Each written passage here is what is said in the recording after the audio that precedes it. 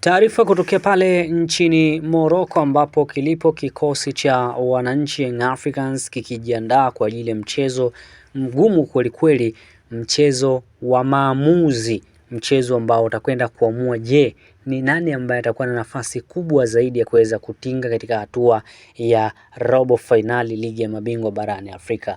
Mchezo ambao Young Africans watamenyana weekend hii ni dhidi ya AS FAR Rabat. Mchezo ambao unatoa taswira ama tathmini ya kundi katika namna moja ama nyingine. Tayari kikosi cha Young Africans kimekwisha kutia timu pale nchini Morocco kwa ajili ya kuweza kujiandaa na mchezo huo, na tayari wamekwisha kuanza mazoezi kuelekea katika mchezo huo. Taarifa zinaeleza kwamba hali ya hewa ya pale nchini Morocco katika namna moja ama nyingine ni nzuri na ni shwari kabisa. Wachezaji wameridhika nayo baada ya kuweza kutua, japokuwa kumekuwa kuna kaubaridi hapa na pale, lakini si lolote si chochote kwa wachezaji Young Africans, kwani si mara ya kwanza wameweza kutia timu pale Morocco. Hivyo hali halisi ya hali ya hewa wanaifahamu kwa uzuri kabisa. Taarifa kutoka ndani ya Young Africans zinaeleza kwamba hakuna majeraha yoyote, timu ina morali ya kutosha kuelekea katika mchezo huo.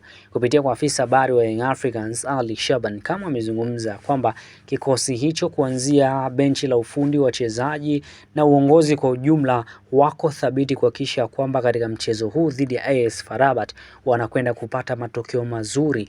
Lengo hasa ni kuhakikisha kwamba wanasonga katika hatua ya robo finali ligi ya mabingwa barani Afrika. Wanafahamu kabisa kwamba si mchezo mrahisi, ni mchezo mgumu, ila kwao wanahakikisha kwamba katika mchezo huu wanakwenda kuvuna alama 3 wakiwa ugenini.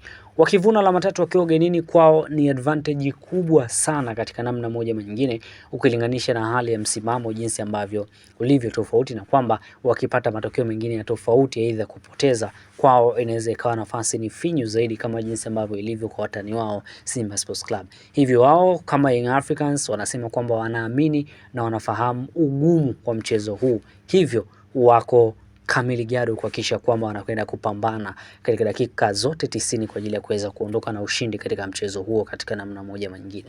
Unaweza kutuambia hapo katika maoni yako, unaiona Young Africans kiweza kuondoka na ushindi katika mchezo huo? Tuandikie hapo maoni yako. Nikukumbushe sana wewe ambaye kama bado hujabonyeza maneno ambayo yameandikwa subscribe yaliyopo hapo chini ya video yako, unayo nafasi kubwa kabisa ya kuweza tukuyabonyeza maneno ambayo yameandikwa subscribe yaliyopo hapo chini ya video yako.